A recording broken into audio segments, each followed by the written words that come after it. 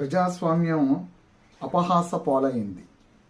పోలీసులు పచ్చ చొక్కాలు వేసుకున్న కార్యకర్తల్లా తయారయ్యారు.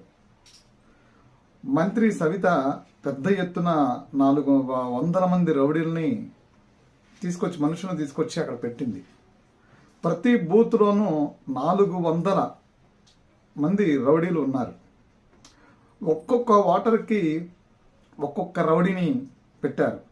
ఇది ప్రజాస్వామ్యమా అని జగన్మోహన్ రెడ్డి ఈరోజు మీడియా సమావేశంలో ప్రశ్నించారు.